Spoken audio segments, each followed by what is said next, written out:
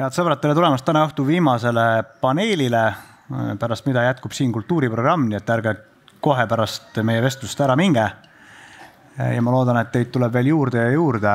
See on viimane eestikeelne avaldus, mille ma selle vestluse käigus teen, tegemist on ingliskeelse paneeliga.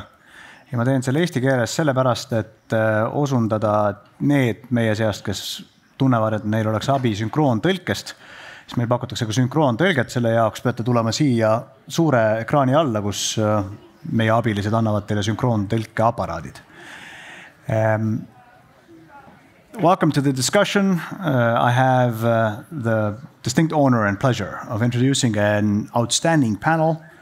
If I were to read out all of my colleagues' resumes, then we would spend the whole time just reading the resumes. They're all extremely experienced diplomats, collectively having served in all the continents of the world except for Australia and Antarctica, representing 4 continents, North America, Europe, South America, and Asia. And I'll be very brief in introducing all of them because we want to get to the substance of the discussion. I also want to make the administrative remark in the very beginning that we'll try to keep the moderated discussion here to roughly an hour, and then go to you, the audience, for your comments and questions for our distinguished panelists. So it is a pleasure for me to welcome first the ambassador of Chile, residing in Helsinki, serving here, covering Finland and Estonia since 2022, Ambassador Belen Sapag, who most recently was ambassador to Austria, Slovenia, and Slovakia. Has also served as permanent representative to the United Nations and other international organizations in Vienna, served in New York City, covering the United Nations there, in Argentina, in Malaysia, is a lawyer by training and has also studied social sciences and diplomacy, representing South America. To her left, Ambassador George Kent from the United States has been in Tallinn since January 2023. Most recently was in Washington as Deputy Assistant Secretary for Europe and Eurasia, covering, amongst others, Ukraine and Ukrainian issues. Has served twice in Thailand, twice in Ukraine. So this is his first of 2 postings in Estonia, I presume, because you do things in pairs. Has also served in Warsaw, Poland, and Tashkent, Uzbekistan. He's an expert of international affairs, not just by profession, but also by training from Harvard and Johns Hopkins, and also from the United Kingdom, from Edinburgh, if I remember correctly. To his left, representing India, Ambassador Kumar has been in Tallinn since 2022. As I think India's first ambassador residing in Tallinn, Estonia. Has served on almost every continent the other group collectively has served in Mexico City, Mexico, in Buenos Aires, Argentina, in Bern, Switzerland, in Accra, Ghana, and most recently was India's High Commissioner to Brunei. By training, a physicist and also a lawyer. And last but not least, from the United Kingdom, His Majesty's ambassador to Estonia since 2021. Most recently served as Deputy Consul General in New York City. Has served in the United States before, in the British Embassy in Washington, D.C., but also in Jerusalem, Israel. Has also extensive experience in trade, investment banking, and has served as the private secretary to the Deputy Prime Minister of the United Kingdom. By training, theologist. Yes. Is that correct? Yeah. Theologist. So questions related to those matters shall be addressed to His Majesty's ambassador. So this is the group. Almost all continents of the world, with extensive experience from almost all continents of the world, and now serving in Estonia or covering Estonia for quite some time already, since 2021, 22, or early 23. And instead of discussing global affairs and the situation in the world, we will be discussing Estonia. And the reason why we'll be discussing in Estonia, and you probably experienced this during your extensive time here in Estonia already, we really like ourselves. And we also like talking about ourselves. And perhaps this is something that has something to do with the fact that we're a relatively small country, 1,000 times smaller than India by population, 50 times smaller than the United Kingdom, roughly 200, and I think 80 times smaller than the United States, and I would say 20 times smaller than Chile. We are almost obsessed with the question of what do other people around the world think about us? What do they think about us? And we're almost always convinced that most of the people around the world, from India to Chile to the United States and the United Kingdom, spend at least some of their spare time discussing Estonia-related issues. Be it our rally drivers or the fact that Skype was invented in Estonia or whatnot. So I will obviously open with a question to each and every one of you. What do you think about us? But in order to also, I should also say as a caveat, everything you say will be in your personal capacities, so you can truly speak freely. It's only recorded and transmitted online. But seriously, I mean, we're not kidding ourselves. Most of us intelligent people here in Arvemusfestival, we understand that people around kitchen tables in India don't probably spend every evening discussing Estonia.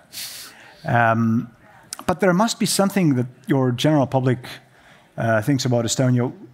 And if not, then certainly there are expert communities in your foreign service or in your think tank communities, in your universities, people who you interact with today as ambassadors back home, who cover either Europe or Eastern Europe, Northeastern Europe, the Baltic states, Estonia specifically.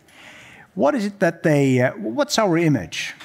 And what can we do to either enhance it or promote ourselves better in your countries? And I'll start with Chile, and we will then go down the order. So, Ambassador, what do you think about us?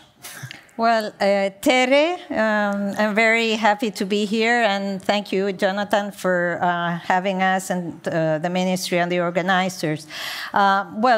Obviously, if I can relate a little bit what a Chilean or a South American would think of an Estonian, it would be somebody from a very far away country from Europe, very European, you know, like some would relate to the Hanseatic League or something of the like. But going a little bit further to people that work in the, you know, in the international arena, or some of my students in the diplomatic academy and so forth, I think there's a distinctive,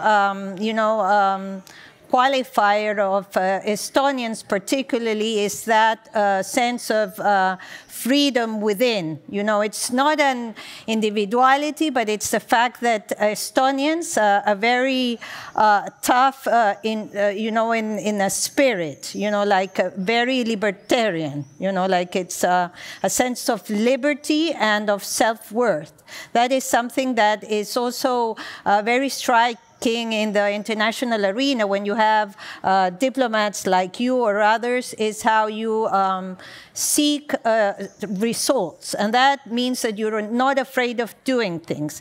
But I would think a little bit further. Recently, I was in the Estonian National Museum.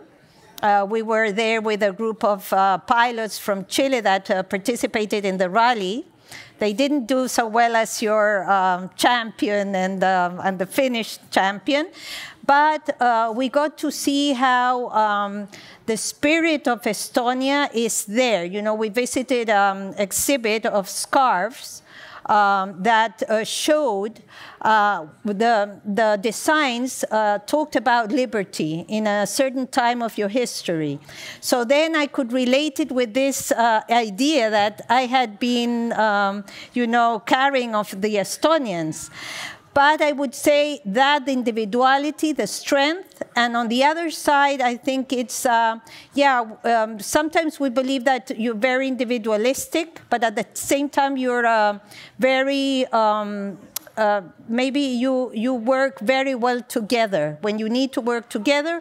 And that also shows in, let's say, in your dance, in your singing. So I think you have a certain duality, individuality, but at the same time, when you need to do something in the sake of community, you do it because you believe in it. not because you're mandated to do it. And that's how you, I think that we see Estonians, apart from all the other, the cyber things, etc. And there's one thing that in Chile, in the press, sometimes we see very much the fact that the Estonians are the tallest people in the world. But, I have not been able to assess that yet. So that's how probably we see, but it's a spirit of liberty always within. That, I think, is something characteristic. Can I just follow up real quick? In the expert community, are we seen as part of Europe, Northern Europe, the Baltic states? Yes. Where do you place us on your political mental map? Well, the common Latin America, I think, would say European, Nordic. But then, if you go, maybe people that are more into social studies would say Baltic. So, and now, more recently, there has been a lot in the press. Your prime minister has written a lot, so that has been in the press. So now there's a strong understanding that you're, in a very interesting frontier, just not to say that we have a neighbor. Yeah, that you have a neighbor. Yeah. I'm not referring to Latvia. Yeah. Ambassador Kent? Every American obviously discusses Estonian affairs at the kitchen table, right? Well, there are 27,000 Estonian Americans. So that is, and particularly if people live in places like Maryland and New Jersey, the chances are they could bump into a neighbor who would tell them about Estonia and talked about Estonia as a country even during occupation. So I would start with that. It's not the biggest diaspora, but it had a voice. I think if you ask, you already mentioned, I think, probably the most common Estonian tag or brand in the US, and that would be Skype, which has been bought out by Microsoft. But I think that did put Estonia on the map for a lot of people, particularly when Skype was a leader in sort of, I guess, voice over internet protocol, whatever the term is. The other element, which it depends on whether someone either listens to music with knowledge or listens to music. Arvo Pärt was the most listened living composer from 2011 to 2019. I'm sure almost every American would have said John Williams, which wrote many of the soundtracks for big movies. But a lot of the movies in the teens actually used Arvo Pärt's music and not John Williams' music. And so I think particularly anyone who sings or appreciates music knows him. And even those that don't, the earworms in their ears actually is Arvo Pärt. And so I think those would be the popular brand identities that Estonia means something to people who don't think about international relations. Those of us who do and are experts, if you will, the expert community, I would say that Estonia is very well known for particularly two issues, and this gets into, I think, the title of this discussion.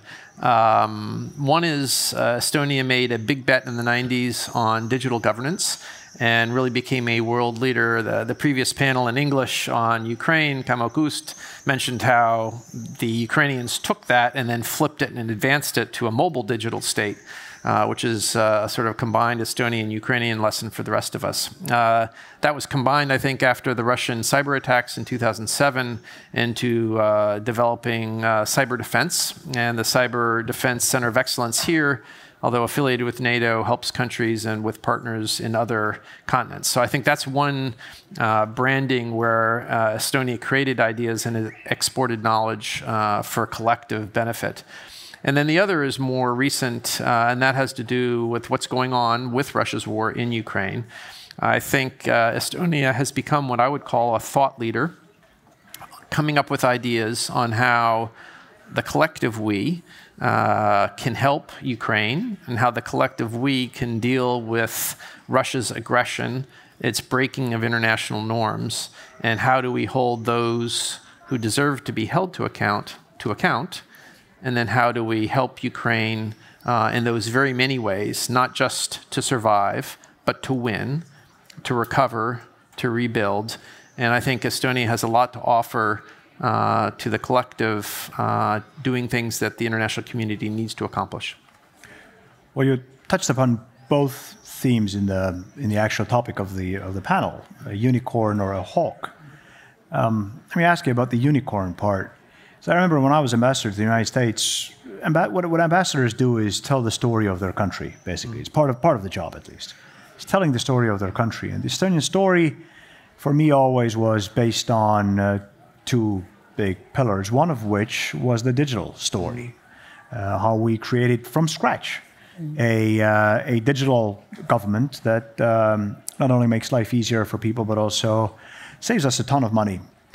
And I was always concerned, and there is a concern in the Estonian society to a certain extent, that the digital tiger, as we call it, might no longer be as powerful as it was in the early 2000s, that the digital story is no longer, in the context of Estonia, is no longer telling itself as well as it did in the early 2000s or 2010s, that we haven't really done much to add things to the digital story, that the story might run out and then we would be in trouble. Would you share that analysis, or do you sense that the story, the digital aspects of the Estonian digital state, or that story is still selling well?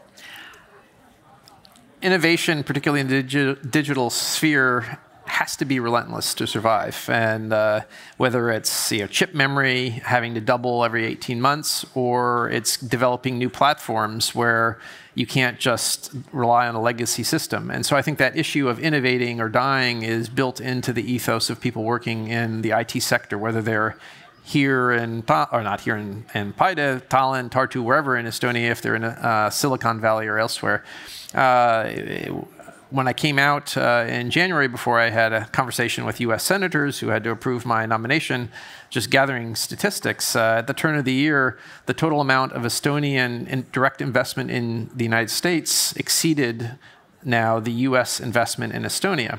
It's a good news story. What it means is, in sort of classic economic theory, there are different competencies, and there are tremendously successful Estonian companies who are investing in the US in the same way that Microsoft bought out Skype here in Estonia. And that means that tech entrepreneurs, including companies that people might not have heard of, have made so much money here in Estonia that they're going to invest in the huge market that is the United States.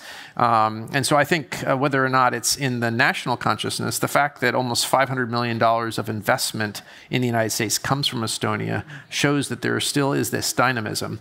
If Skype were the first to be known, I think Estonia has developed a total of 11 so-called unicorn billion-dollar valuations over the years, the highest per capita. Again, a small country that can accomplish something.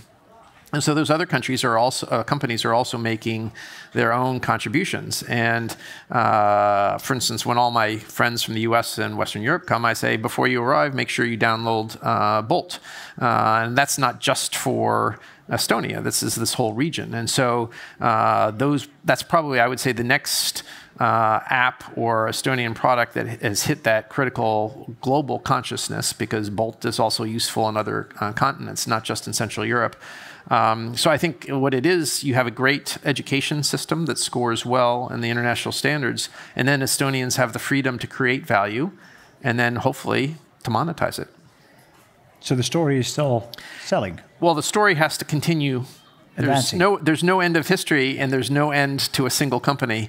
If you don't innovate, you do die in the digital economy. Ambassador Kumar, can you give us the Indian perspective on Estonia? Thank you very much for this opportunity to be here in Paide, in this lovely Opinion Festival. See, when we say India, we are looking at 1.4 billion people. And India lives across a very diverse section. So when a word called Estonia is uttered, the interpretations vary. To some, the simple answer will be, I don't know. You go further, yeah, it must be one country. You go to a more educated class, yes, there is one country called Estonia, somewhere in Europe. Then you move on and you come down to a focus lot. You know, India itself is a very major ICT player. So you come down to this domain. And the immediate answer you will get, yes, it is a digital powerhouse. You know, it's doing very well. A country which has got more unicorns per capita, as rightly stated by my colleague, and a country which is doing very well in e-governance. The country, in a very short span, has literally propelled itself at the international arena. And on a lighter note, your country is also known across people who have traveled, who have seen the world, as a country of rock stars because of your singing ability. We all remember that you got yourself the freedom, you know, through this long chain amongst all the 3 Baltic nations. And this is something which is cherished and, you know, appreciated by the people.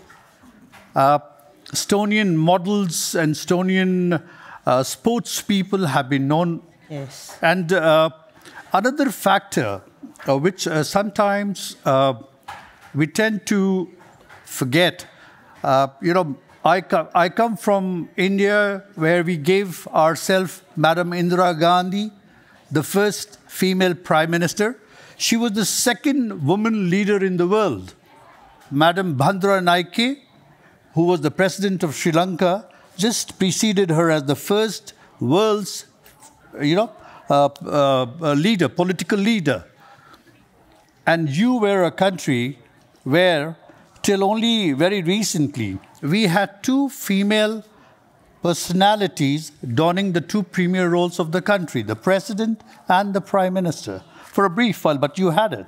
So Estonia in India is regarded with a lot of admiration and respect for the path which you have traveled after your restoration of democracy.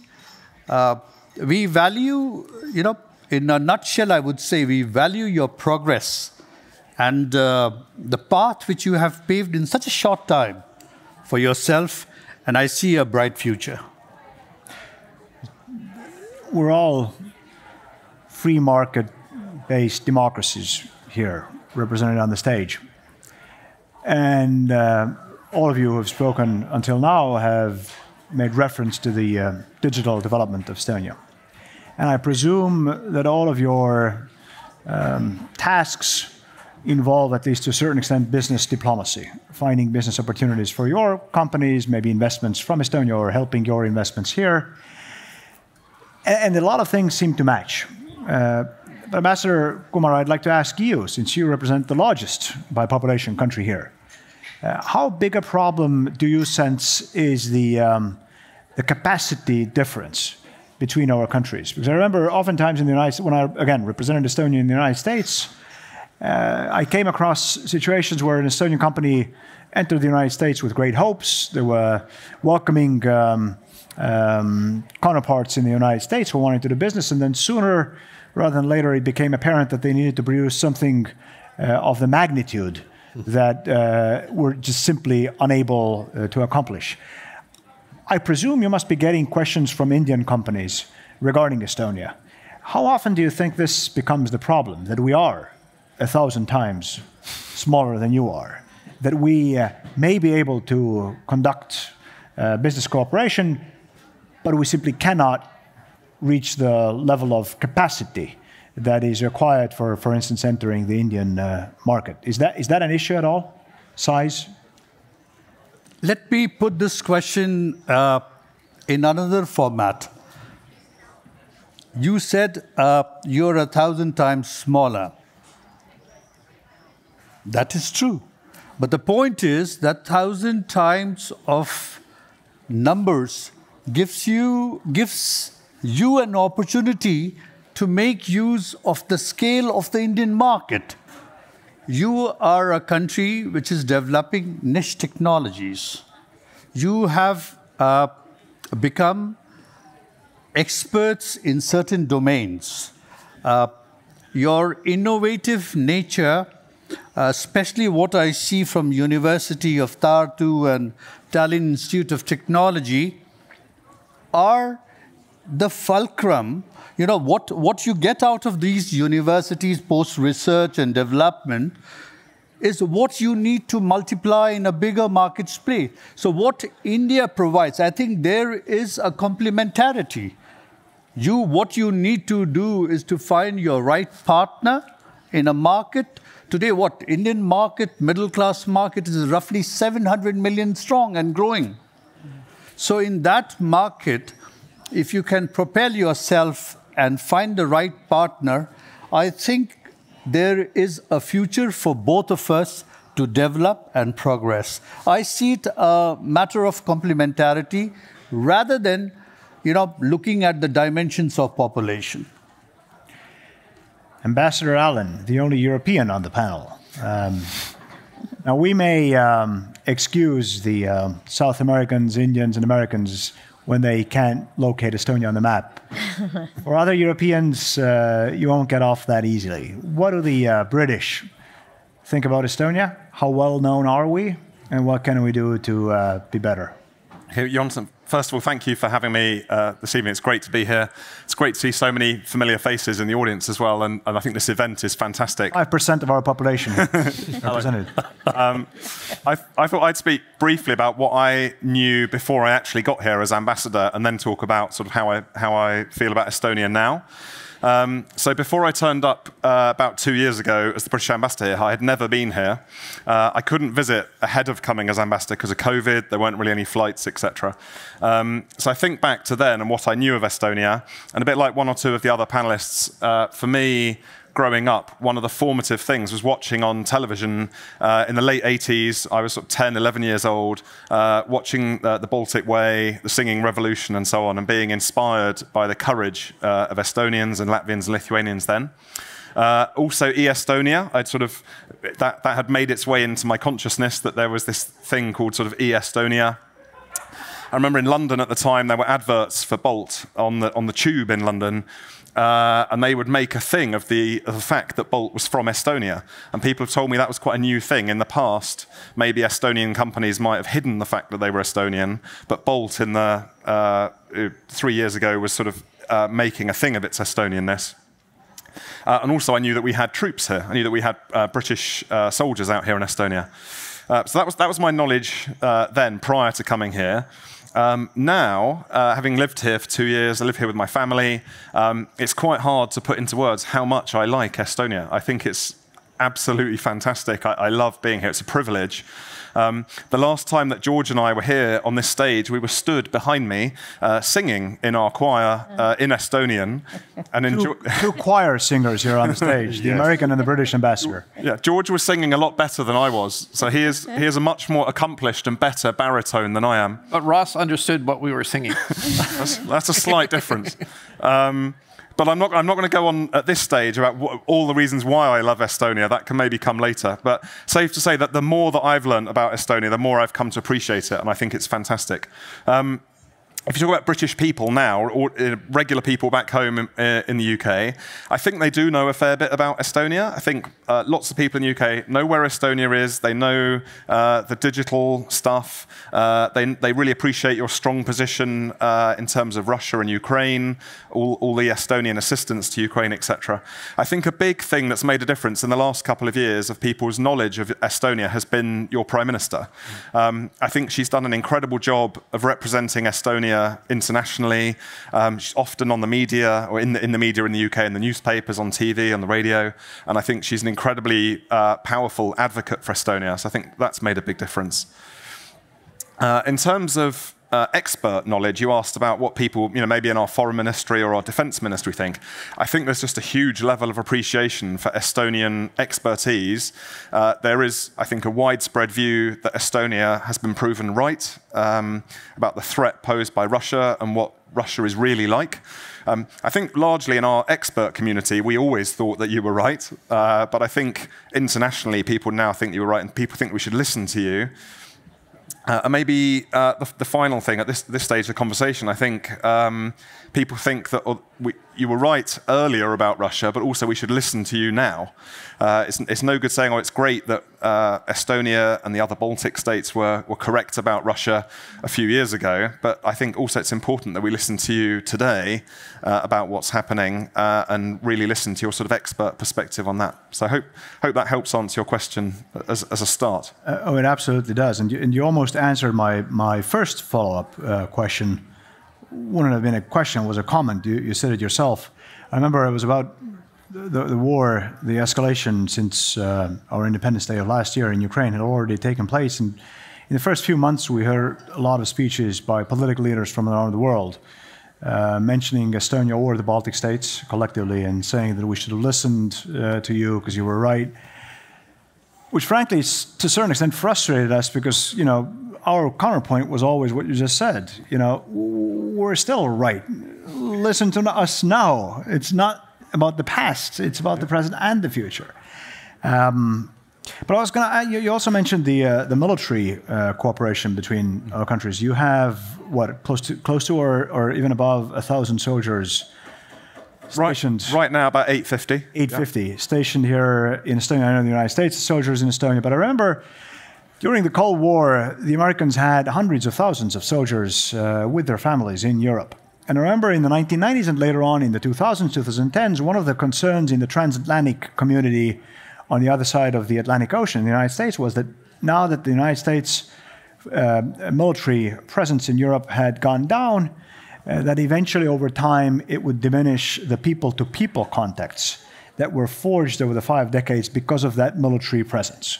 That since there are less people with direct knowledge of Europe, direct experience of having lived in Europe, gone to school in Europe, perhaps that would over time erode the relationship. I'm not sure whether this is true or not, but the situation with the United Kingdom is, and us is opposite from that. We have, it's not just the 800 plus soldiers that are here today, they keep rotating in and out. So I may be getting the numbers wrong, but over time, a good significant percentage of the British Army has done a tour of duty here in Estonia.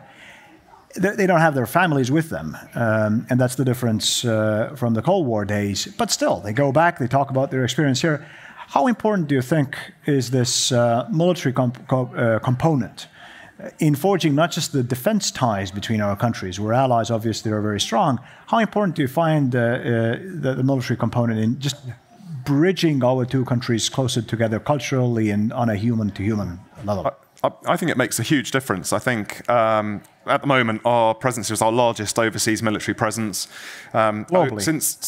Globally. Since 2017, we think about 11,000 British troops have cycled through Estonia at some point. It's probably about 15% over time of our army and of our actual sort of combat fighting units. It's a bigger percentage. While they're here, they don't just stay in Tapa or in the training area. They visit the rest of Estonia. They get operational stand-downs. They get leave periods.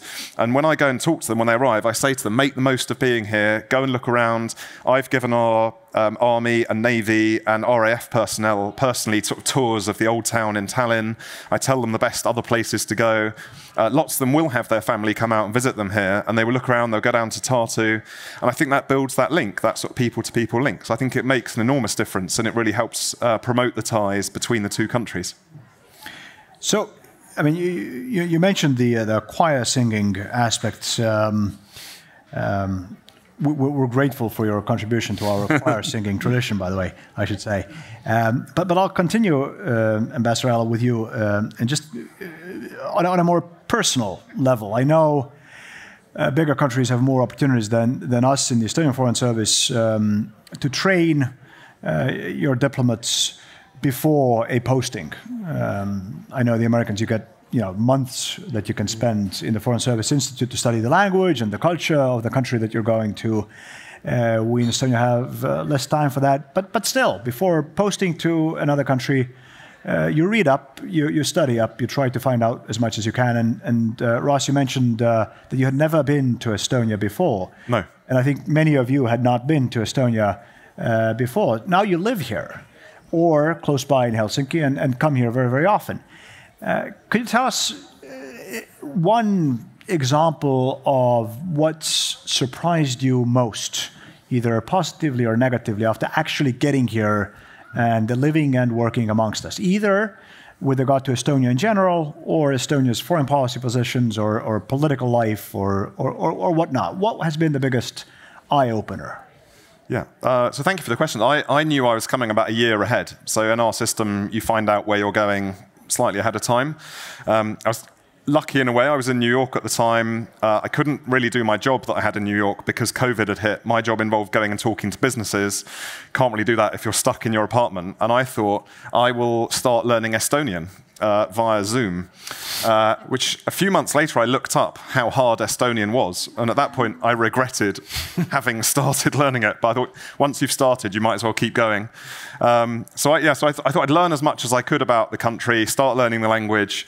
But actually, yeah, coming here, I didn't really know what to expect. I have to confess, we landed on I remember it was a Thursday evening. We landed on the sort of direct flight from London. And we basically, I've got 3 quite small kids. So we got to a hotel, just went straight to sleep, tried to get the kids to sleep. The next morning, we went to the residence where we now live, and we sort of put all our stuff away, and then we thought we should go and explore. And someone had told us that there was a nice beach in Arvemusfestival in Viimsi, and a little pizza place there. So we thought we'd take our kids there.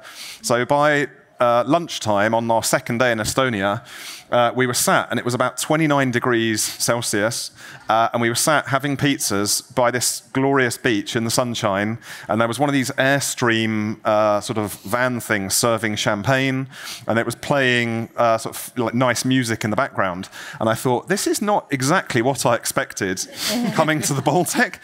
And I took a little video, I sort of did a 360-degree video and sent it to my family and all my friends and said, feeling pretty Baltic here in Estonia. And so I wasn't expecting 29 degrees. Yeah, that summer particularly was incredible. There was about 8 weeks of nice sunshine.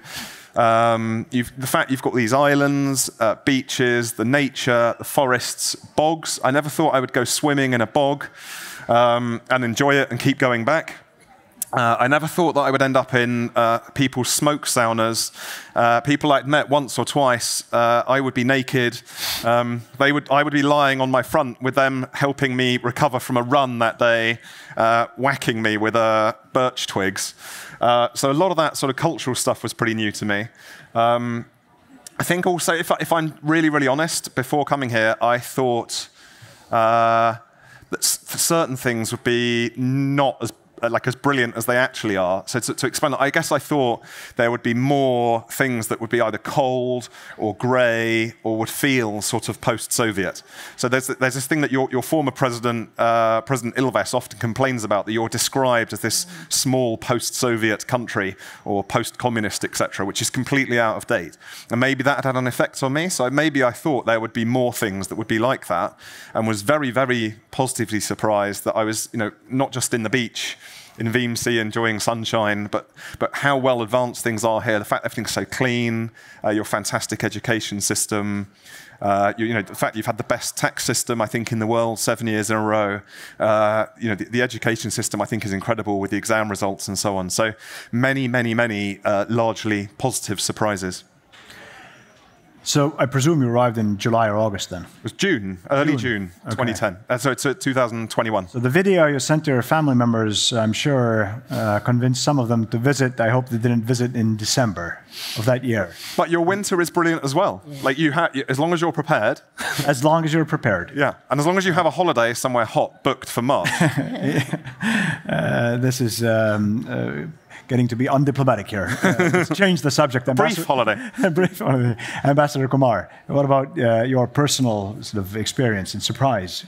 In my case, I was in a tropical country, Brunei Darussalam. We used to have nice weather, air conditioner all the year round. Torrential rain every afternoon. And then my government said that, we are opening our embassy in Tallinn, and we need a pretty senior person. So, we would like you to be there. And we are given a chance to make an option, so I opted for it too. Yes, I was looking at a cold country, having served in Bern. I have had the pleasure of being in Bern for 4.5 years in our embassy. So I thought, okay, going to a cold country, that's all right. I did some reading about your country. My embassy in Finland helped me. They pitched in with all the knowledge. I came in the month of March, and I was least expecting snow in the month of March. And since it was going to be a new resident mission, means I have to be in a hotel for a considerable period of time. Both my house is the hotel as well as my embassy is hotel. So that was a challenge. And then to, find everything around, to get your embassy going, to get your house going. But what surprised me is that in the month of May last year, beginning of May, we had snowfall. And that was like, news to me. How can you be having snowfall when India we have 41 degrees and 45 degrees? So that was something very unusual for me. The winters, I must say, I do complain. For the first time in my life, my doctor told me, Mr. Kumar, you need vitamin D tablets. Your level has gone down. You are going to get into trouble, not getting younger anymore. So the vitamin D tablets came into play. But that's on the lighter side. I saw a beautiful country. I happened to find my residence in a beautiful locality of Tallinn called Merivalia. The Pirita beach is right there. While finding my location, my residence, I had the chance to see from Nomme to, name me a place in Tallinn which I did not see because I was looking for my house. So I saw all, the beautiful places which you have, both natural and man-made. Your old city really captivated me. I have seen a bit of the world in my 27 years as a diplomat. But Tallinn, being a small city, perhaps has one of the best old towns which I have seen in Europe. Yes, there are bigger towns. But for a small town to have this kind of a beautiful old city and preserve it the way it has been done is fantastic. So kudos to you. It's a UNESCO heritage property. The other thing which I liked about Estonia, and I learned, as rightly said by Ross, somewhere cultural differences also, to go naked in a sauna, for an Indian, it's a cardinal sin to be naked, So we overcame such things. We wore us. They told us, okay, Mr. Kumar, I can understand that you have inhibition. You can wear your swimming trunks, so no worries. But then, you learn things. You learn while you're on the job, as they say. Estonia has been beautiful. The summers and spring in Estonia are bliss in capital letters. It reminds me of some of the hill locations of India. Your temperature is just appropriate. It's warm, nice and warm in the afternoon, slightly just like now. So it has been a fantastic experience. And I'm very happy to share with you. Because of this, I have invited my father and mother. My father is 84-year-old. He's right now in Tallinn with me just because you have a wonderful weather, while in India we are sweltering. So thank you. Well, here we are discussing the weather. George, biggest surprise? I'm wearing short sleeves because I like it this cool. This is the coolest place I've been posted to, so I love the summer weather as well. I did have about 3 months before coming here to focus on learning more about Estonia. It was supposed to be a language class. I think it was mainly a cultural introduction. And I would say that Estonia has arguably, society has changed since my Estonian teacher married an American and moved to the United States 20 years ago.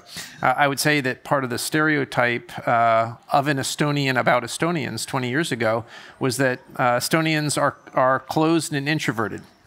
So one of the last conversations we had with our teacher, my wife is a great extrovert. And she said, okay, we're going to arrive in Tallinn, and there's going to be probably a guard in front of the house. And I want to ask, well, how's your wife? How are your kids?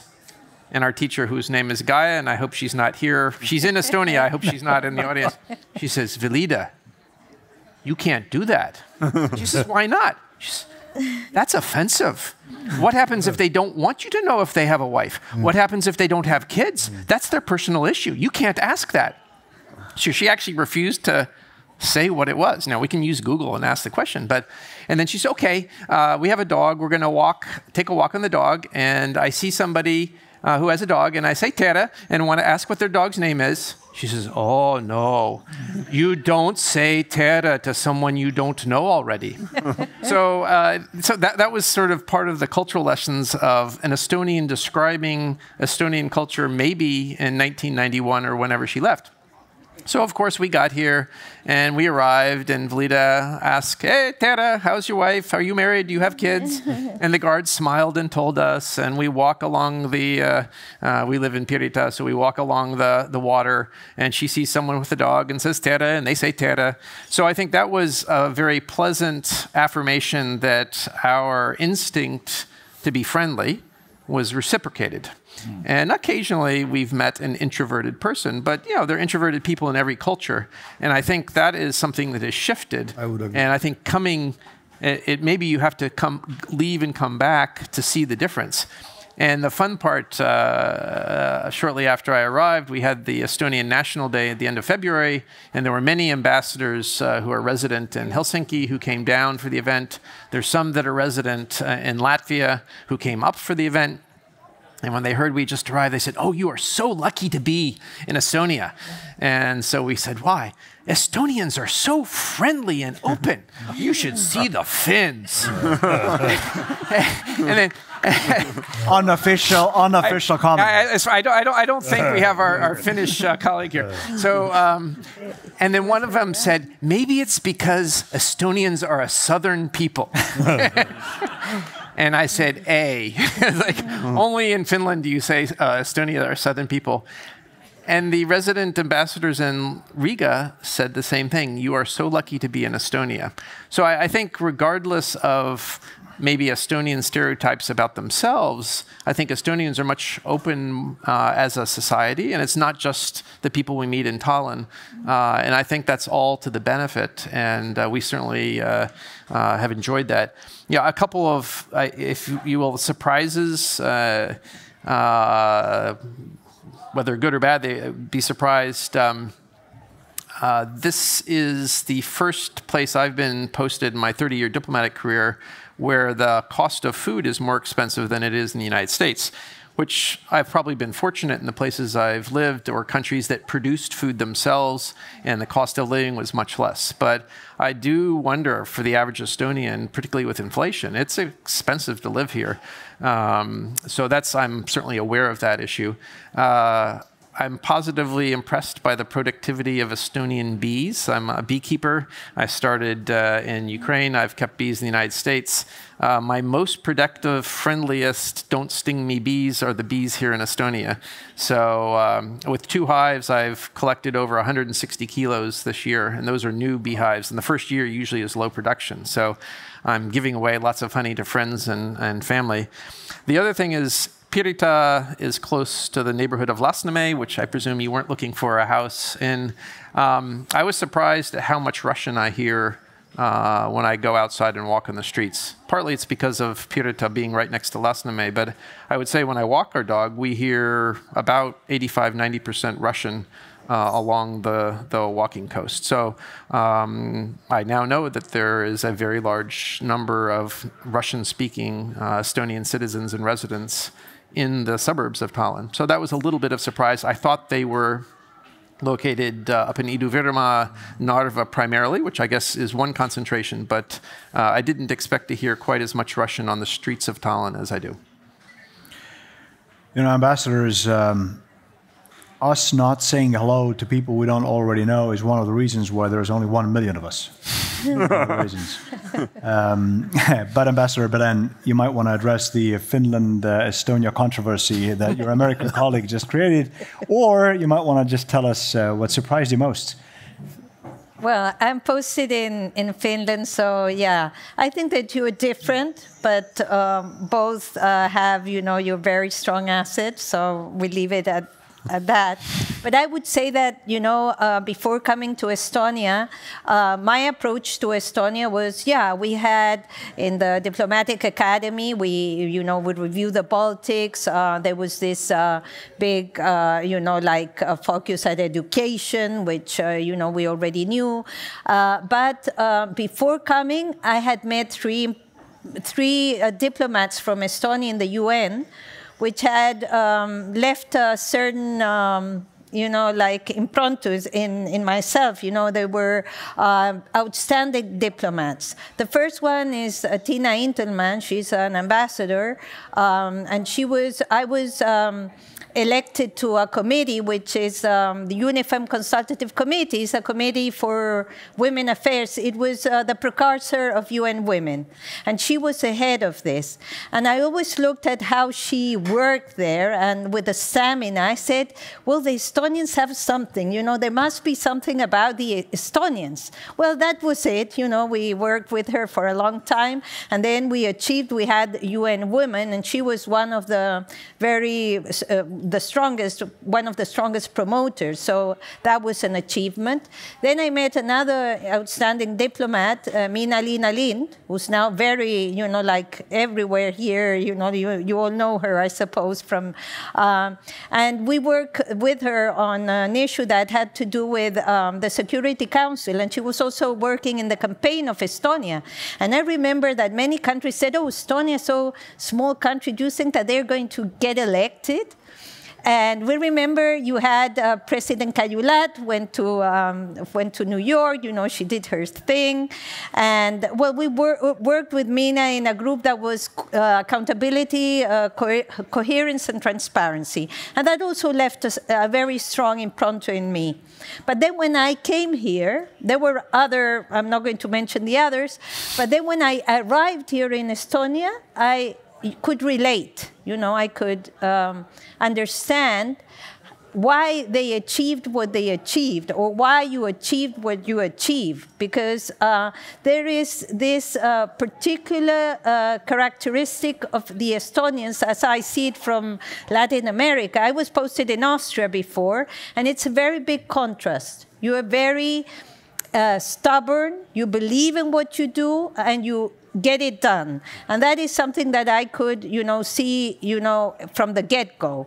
The other thing is that I think that you have said it very well, is that sometimes we think that Estonians are not very social, which they really are. You know, I've been lost here quite a few times. I come from Helsinki, so I get lost. I'm not very good at maps.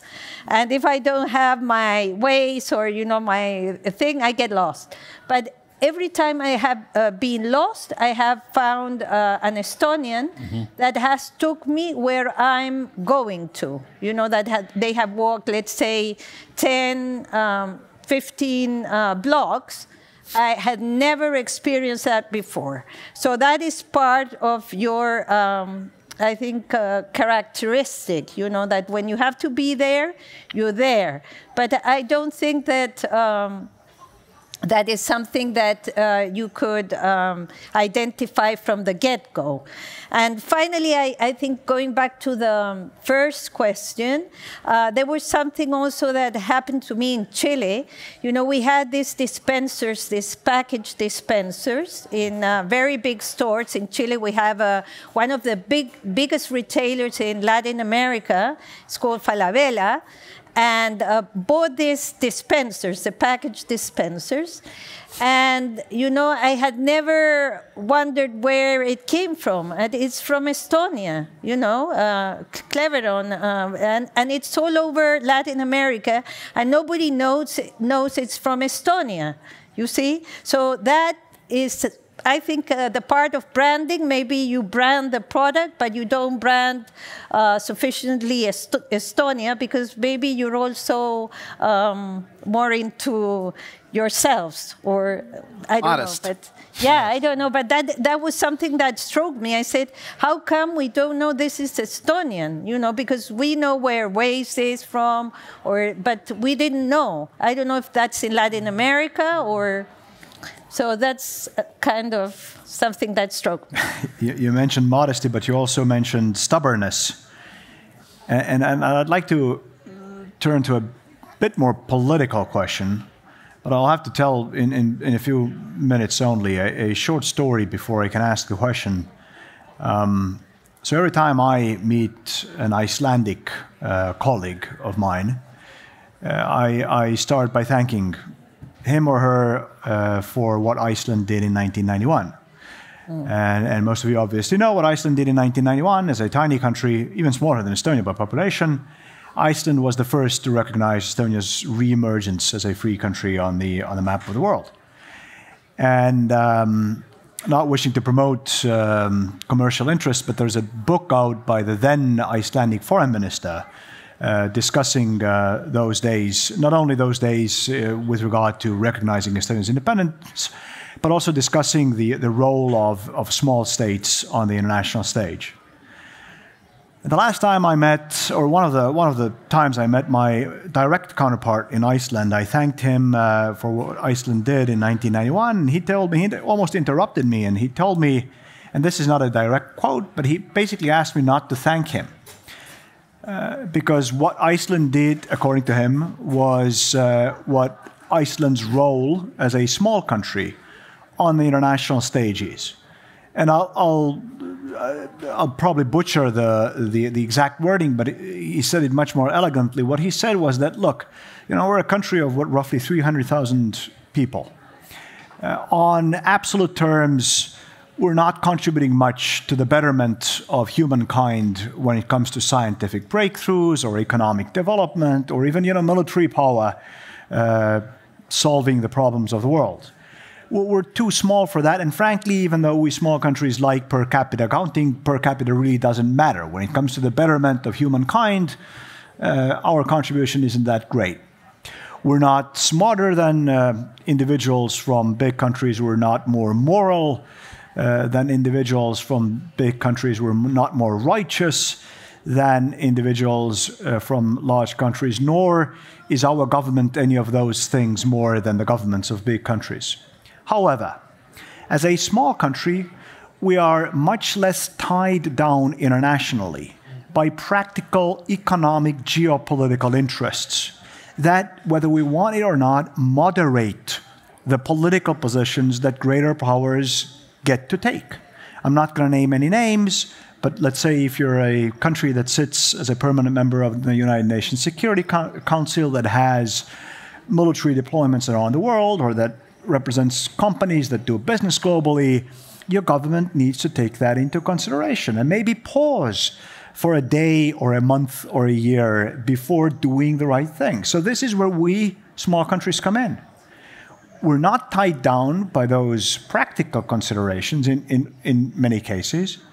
So we get to be the moral lighthouse that gets to speak out first and force the rest of the like-minded world to do the right thing. So this is our contribution to the betterment of humankind. So basically he said, don't thank me, we did the right thing because this is our thing. This is how we contribute. Now back to the stubbornness point and the speeches that we should have listened to Estonia and the Baltic states. We are stubborn, and it oftentimes happens that when we think we're the moral lighthouse of the world and are telling other countries what to do, we may come across as, well, for the lack of a better word, a nuisance. A nuisance. So which one are we, Ambassador? A moral lighthouse or a nuisance on the world stage? No, I think that Estonia has stood by its principles throughout the history. You know, I go back to the scarf exhibit, so that it permeates what you have done and what I suppose you're going to continue doing. That doesn't mean, obviously, there are sometimes, you know, it's the way you put forward the message. But obviously, sometimes the message has to be very blunt. So I think that obviously you are a lighthouse and you speak from experience. So I think that is very important. The small countries have assets, and these assets have to be put forward in this multilateral arena, which you have done very well, and I think that you can continue doing.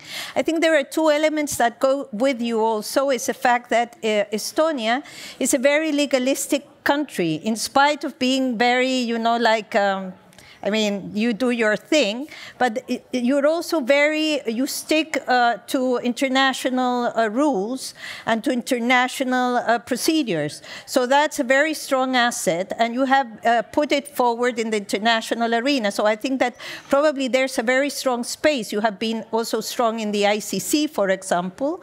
So there is another space where you're, I think, you're a lighthouse there. You have been, at least for my country, you have shown the respect for human life in general, you know, like not only because you had to endure something, but because you believe it and you're convinced.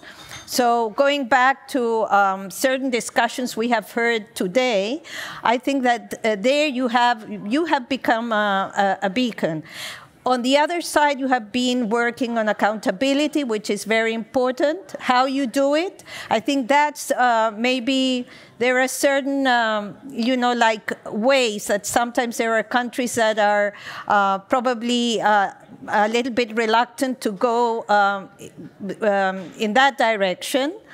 But at the same time, I think that you have to endure that, because that is a very strong asset you already have. So I think Estonia can offer that. I think that you can continue doing that. And there is something now, looking at the audience, is about civil society. You know, we have this festival, and I think that that is something that Estonia could maybe work a little bit more, you know, in the international arena. You know, this partnership which you have done very well, maybe in the environmental, you know, with the cleanup day, which was a very big success. Now they're doing it in Chile and in other countries, and this came forward. It was a joint venture. You know, civil society and the government believed in this initiative. So that also can be done with accountability, with, you know, with any initiatives that you want to put forward. But you have probably the liberty to do it, because when you're a small country, it has happened to Chile also. If you're a small country, you have more leverage. Nobody's going to be pointing at you. I mean, sorry, but if it's UK or the US or India, they're going to be put in the spotlight. While Estonia can, you know, you can navigate very well, and I think you have that advantage. It's an asset. So you need to go further, and I think Estonia can also make a very good advantage of, you know, these high-ranking officials, the secondment for certain organizations. We need more Estonians in those organizations. That's why I wanted to point out these other people so well prepared. We need them in these organizations. I'd rather have prepared people than people that are not providing. And then we heard some discussions about the Security Council recently, you know, and I think that there you also have something to offer. You know, like, so I think that Estonia is a lighthouse and can obviously improve in many areas. So those are things that I see. I've been 1 year posted, so it's not so much that I can say. Thank you. Ambassador Kent? I would say not all small countries behave the same way. I think the same can be said of big countries. It could be, but your question is about small countries. So I would actually, I'll bifurcate because I don't think all small countries act the same way. I think a lot of small countries feel that they don't have any agency or power, and therefore they just accept conditions and look to avoid responsibility. I think other small countries seek a role to shape the decisions of others. I used the expression thought leader before. I don't think every small country is a thought leader. I don't think every small country seeks that role. I think Estonia does. I've served in Southeast Asia for a number of years. Singapore is one of the smallest countries in Southeast Asia. It is arguably the most influential country, not by numbers, but by force of personality, not just Lee Kuan Yew, but an ethos of projecting ideas and seeking to influence. And so I think that's, I think it's conscious. Partly it's probably because of history and understanding that you survived occupation, depending on how you want to define it, 800 years. We're in a place that has a very, I think, treasured role in a negative sense of Estonian history and what happened after the St. George's Uprising. And yet, even though the 4 Estonian peasant kings were executed here by the head of the Teutonic Knights Order, Estonia survived. That was 680 years ago. So I think that's, it's driven by a sense of identity. And I think that is admirable. I would say that, you know, I mentioned the comment about dealing with inflation. In many ways, Estonia, as a small country, is a price taker. You can't move commodities. You have to accept certain market realities. But in others, when it comes to ideas and innovation, you're a market maker. So you may have to be a price taker on commodities that drives inflation, but you're a market maker when it comes to innovation and new ideas. So I think that's 2 parts of what it means to be small and using your strengths for progress. And so I think that's where I would sort of say that the small country that is Estonia plays a much larger role than its size suggests. Its success offers another challenge because I think Estonia as a nation survived 800 years. It's been so successful in the last 30 years that now you face the dilemma of success as a small country, which is where are the people who are going to take the jobs to fuel the success for the next 30 years. Same way of digitization. You succeed, but then what? You have to keep moving forward. And so the jobs that are needed to be done in a successful country, in a society, require workers that simply don't exist in numbers. A country like the US has an answer, and it's immigration. Poland and Germany in the last 15 years have become societies that rely on immigration to meet its needs. Is that an answer for Estonia? That's a question that Estonians have to answer. But I think that's a chief challenge, an opportunity for Estonia. How do you define success on your terms? Ambassador Kumar? We have heard some very interesting remarks on this question. But I would like to reflect in a manner which is rather practical.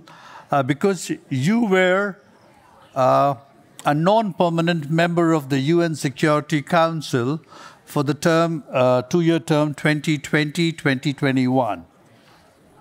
And it just so happened that India too, for the 8th time, was a non-permanent member for the term 2021 and 22. So 1 year together, we were there at the high table, as it is called, in international parlance. And we saw a responsible country, Estonia, play its role and deliver on subjects. Remember, we were in the times of COVID and the pandemic, etc.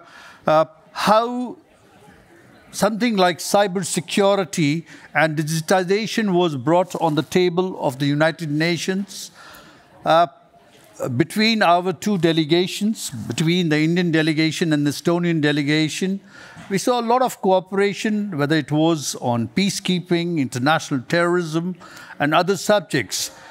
So I'm convinced that small states, which form majority of the Committee of Nations, if we are talking about the Committee of Nations today, it's 193 countries in the United Nations.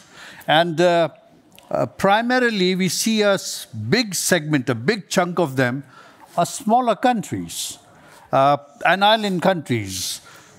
So they have a role to play, and they have a seminal role to play. I would like to take some time to dwell on this subject because when the United Nations was conceptualized and it came to existence, there were 51 members. And the membership was rather limited to 10. 5 permanent and 5 non-permanent. We see an expansion in the year 1965 when 5 more non-permanent members are included. Now, by this time, a lot of countries had achieved its independence and the size of the United Nations had grown, the membership. India, as we speak, is 16% plus population of the entire world. And we feel it that not having India in the Security Council in today's world is anachronistic. I mean, you are negating 16% of the world on that table. Now, what we say, and that is where the small states come into importance, that the United Nations needs a reform in totality, including its working methods, as well as the reform of the Security Council, where there would be expansion of more permanent members and non-permanent members. We have the G4, a grouping where we have countries like Brazil, Japan, and Germany, as well as India.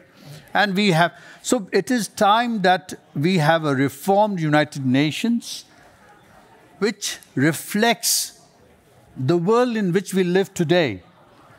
And in such a world, when the membership expands, we would like to see, today the Security Council is of the 15 countries which are there on the table.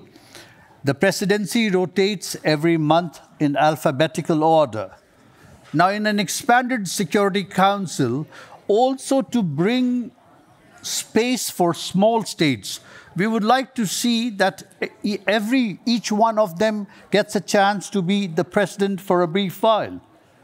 So what a country like mine propels, and it is also the convincing view of the majority in the Committee of Nations, is that the relevance of small states will continue. What we need to see is that they get a place on such platforms which are decisive. And I'm not only talking about the United Nations, I'm talking about WTO, IMF, World Bank, you name it. Multilateral bodies which make decisions for the world as we speak. So, yes, and here again, I would like to point out 2 aspects. During your non-permanent membership, you made very good use of the RE formula, the meetings. You also were co-pen holders on Afghanistan. So what I see is that the bigger countries are willing to give you and others a platform. It is how you capitalize on that. And I think you did pretty well. So I really see that not only Estonia, all small states and island states, I think they have a major role to play.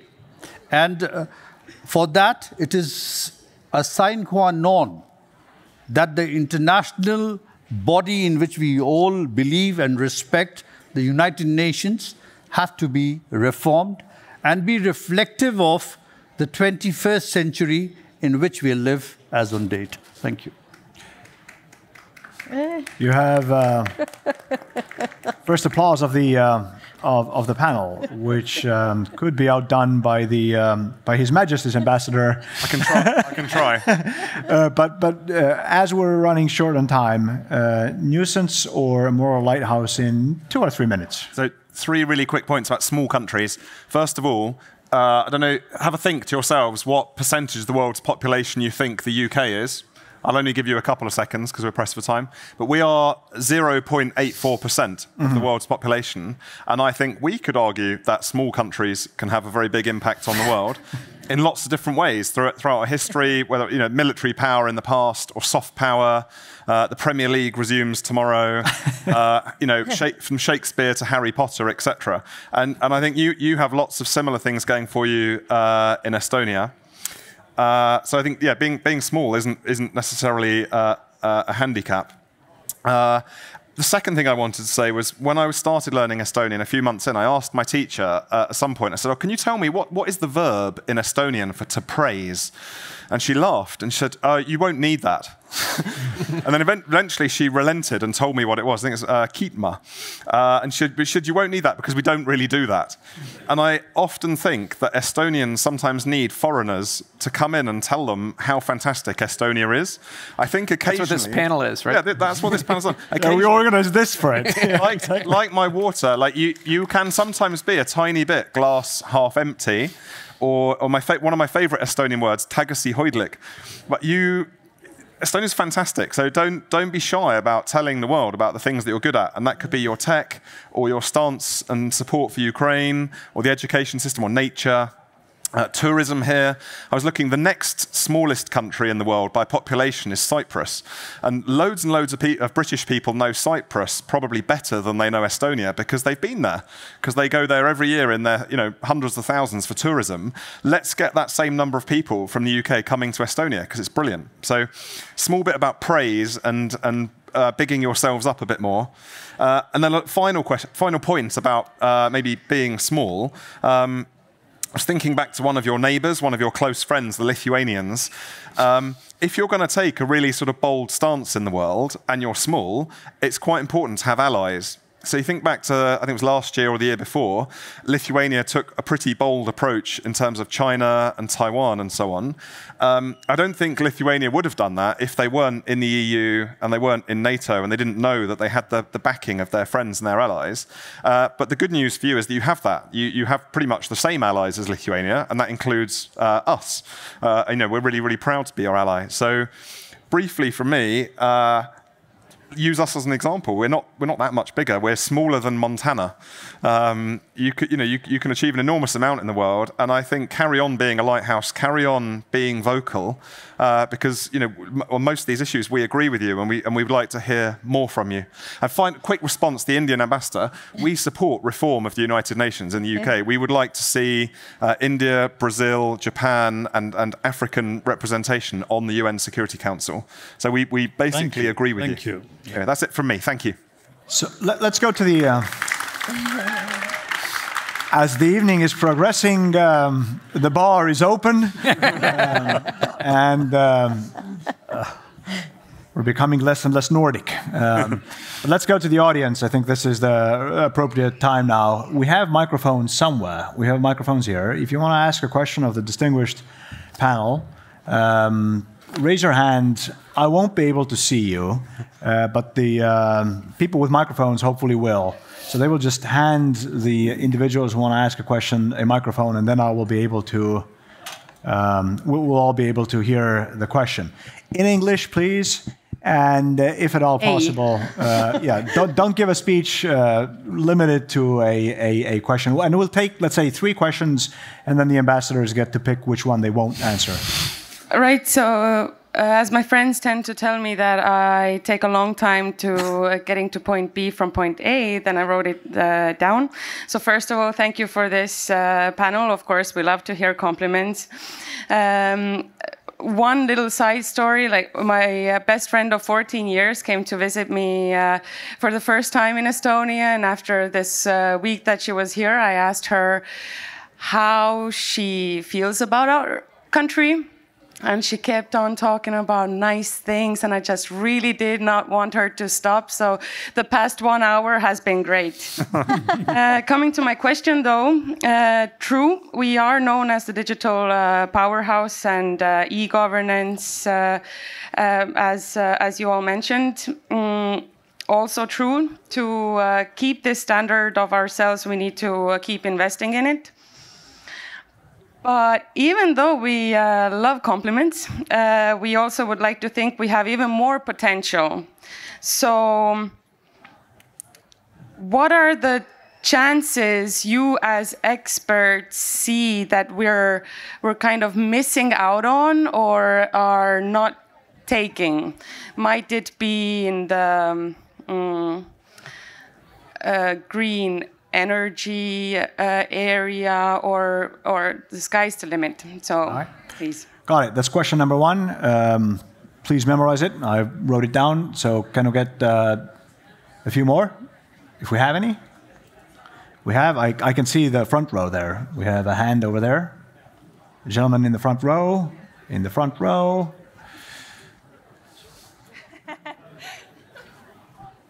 Yes, thank you. And I have maybe a similar question about our chances.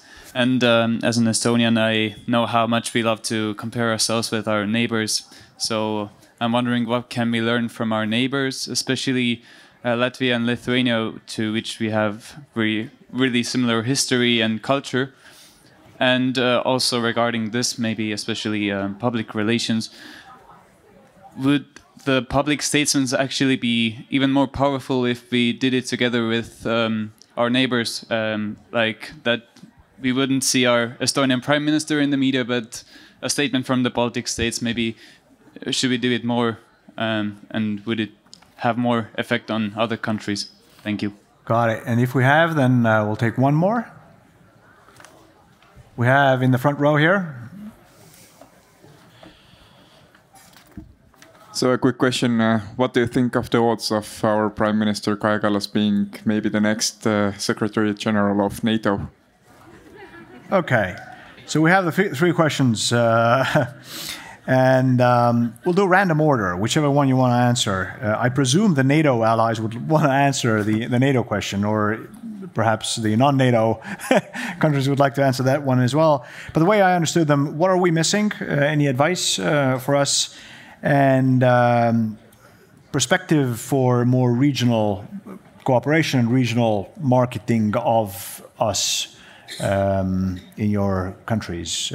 Shall we start? I've forgotten which way we went. Can I take the first one? Yeah. I'll have a go at the first one.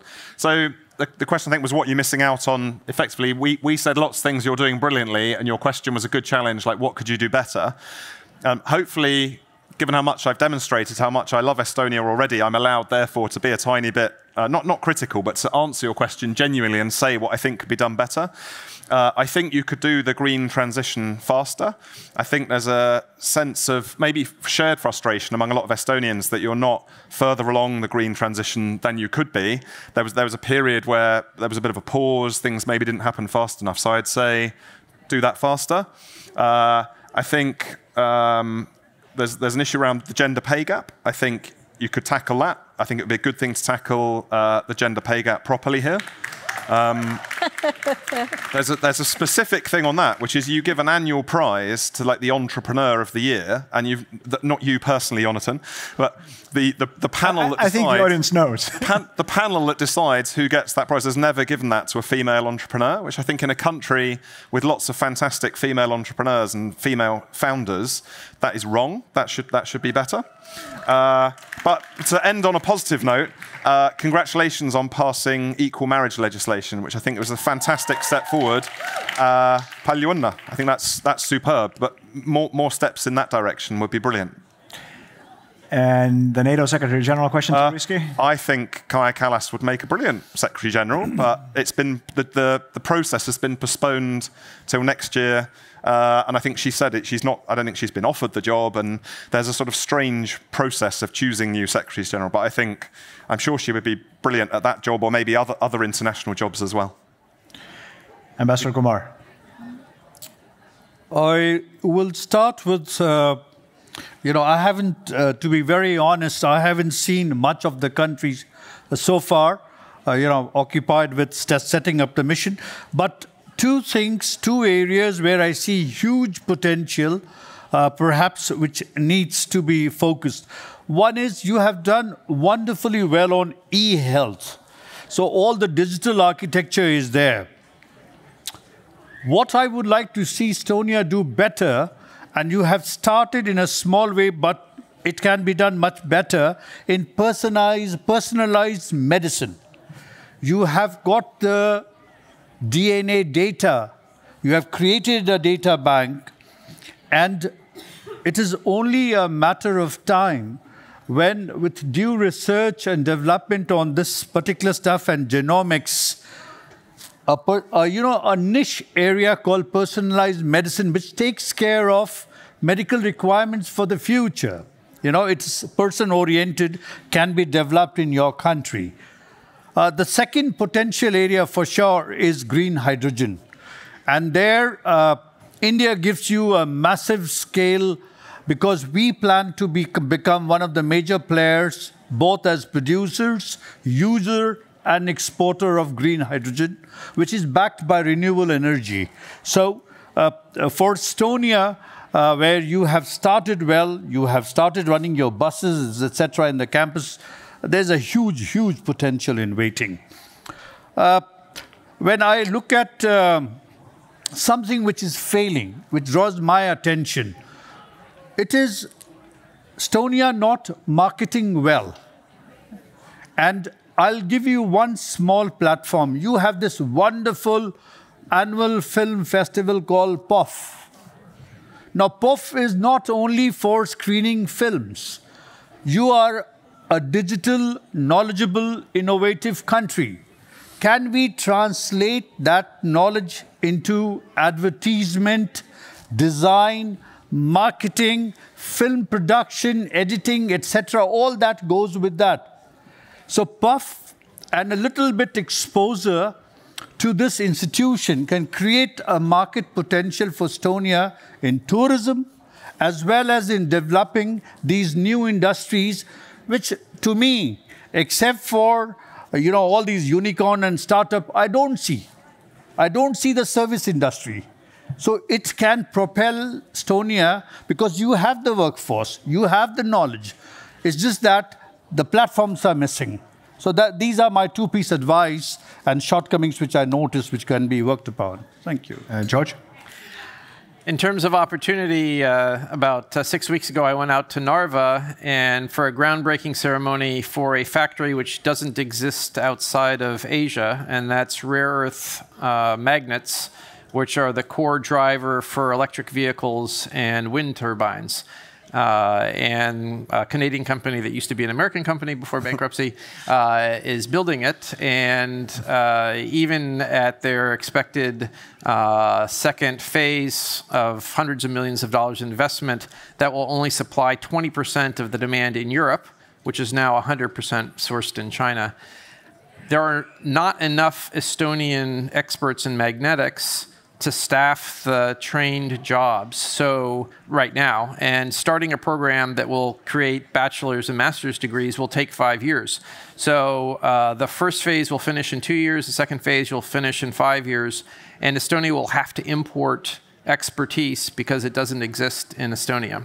And similar sort of area, which is still to be determined whether Estonia decides to choose, is nuclear power as part of the green transition. It's up to the government to decide whether they're going to embrace that as part of the energy mix.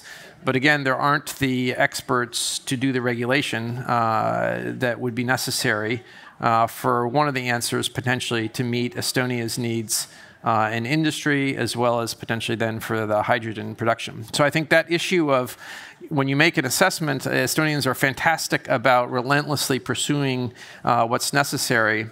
But this investment in the knowledge that will create the next generation type of technologies, which in the case of rare earths magnets doesn't exist outside of Asia at this point, could be a challenge.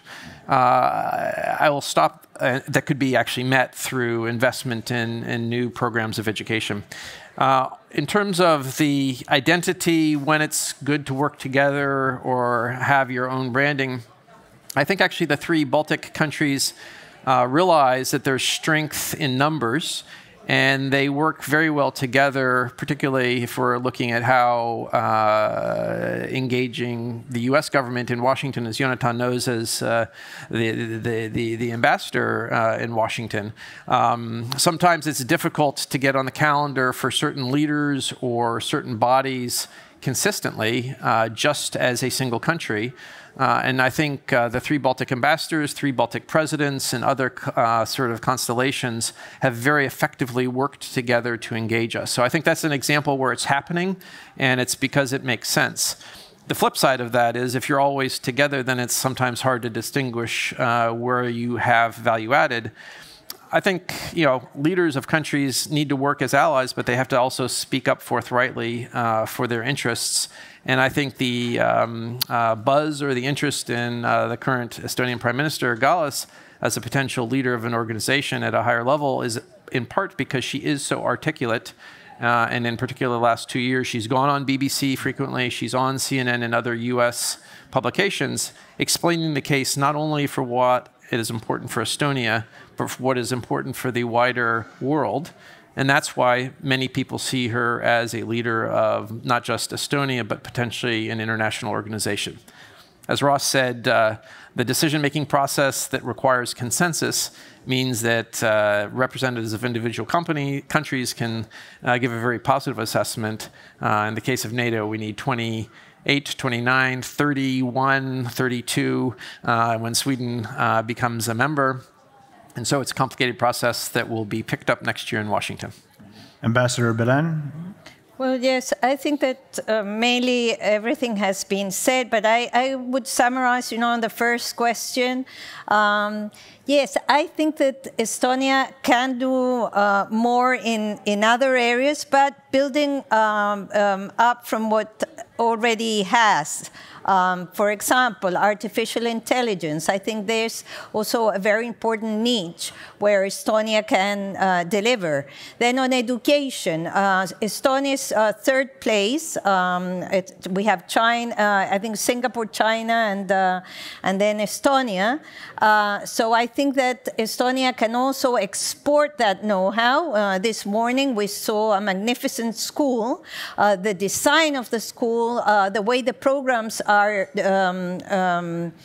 designed by the directors, etc. So I would say that the education is also something that you can export and further deliver. And then I would say that on the role on NATO, I'm not going to get into NATO because we're not NATO, but I really believe that Estonian women have a lot to say, and that in the international arena, you have great, women. You have ex-President Kajulat, who was here this morning. I believe that she could be somewhere, I don't know where. The same Kallas. You have very important women that could deliver in the international arena. And just to close, I think that on clean energy and renewables, I think Estonia has everything to just rely on renewables. I mean, you have to, scale up a little bit, maybe, press yourselves and do it. Chile is doing it also. So I think that there's a lot that can be done also with all these countries that are working with offshore, inshore energy, for example, wind, which you have, Iolek.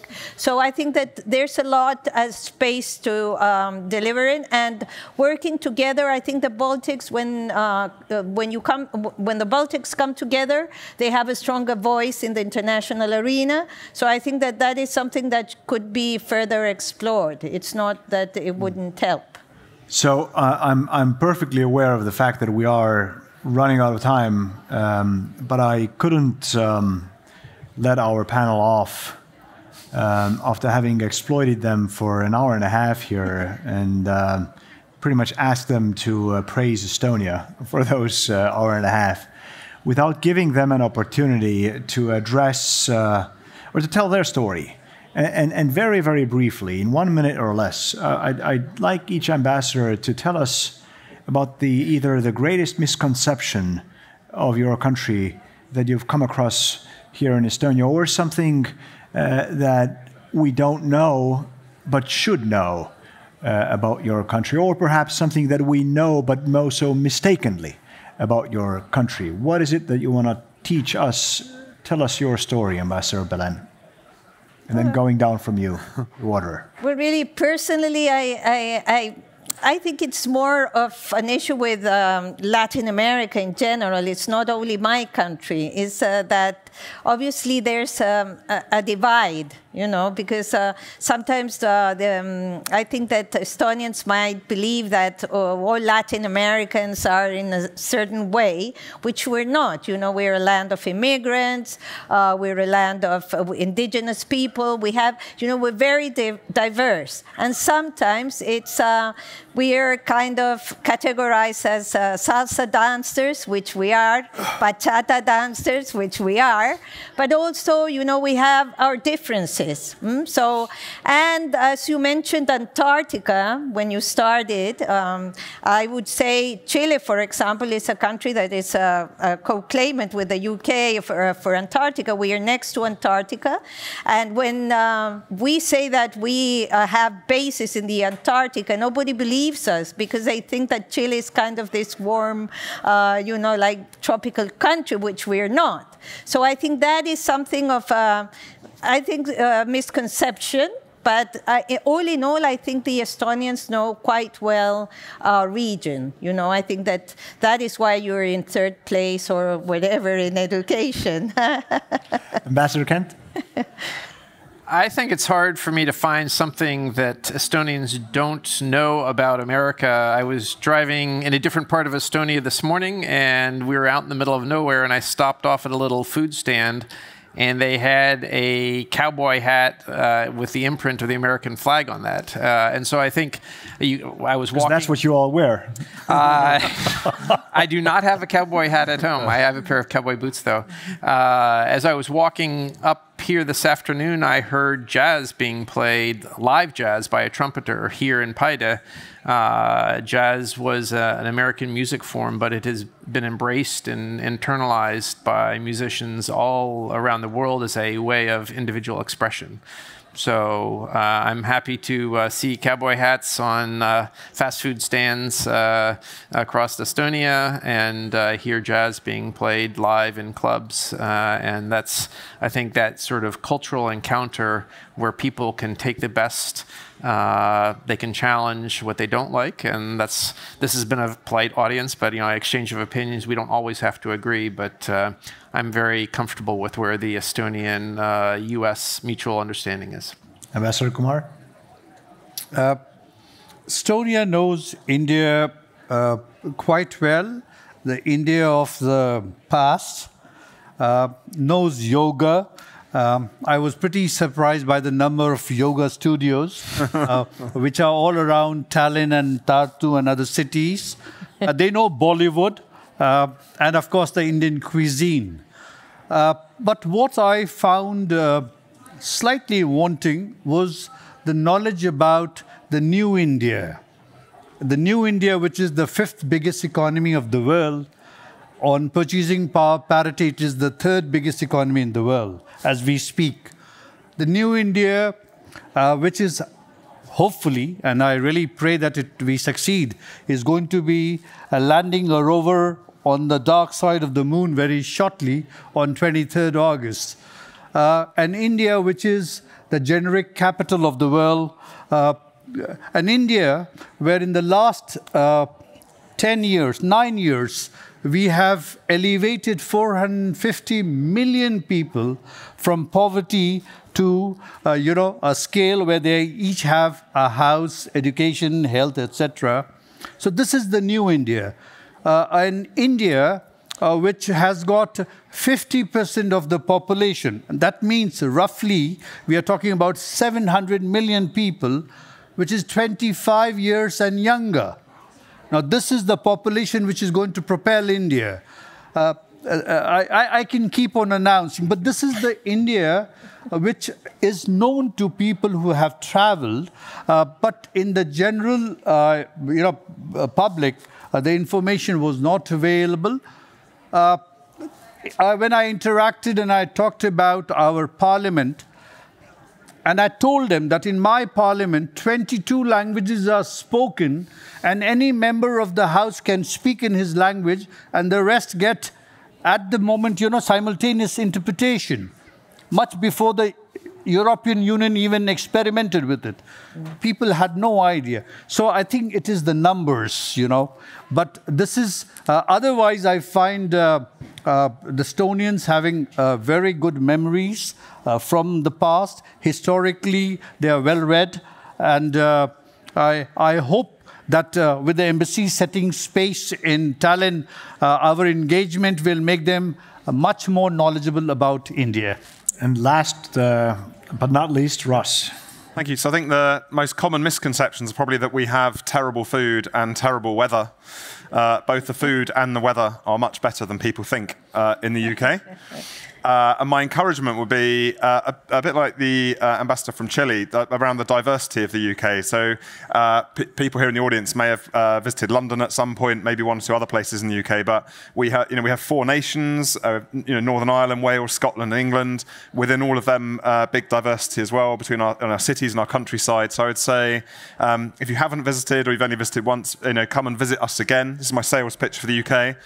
Come and study. We have 3 of the world's top 10 universities. I think, George, the other 7 are in the US, so well done. But continue looking to come and study in the UK, and also, trade with us, invest with the UK.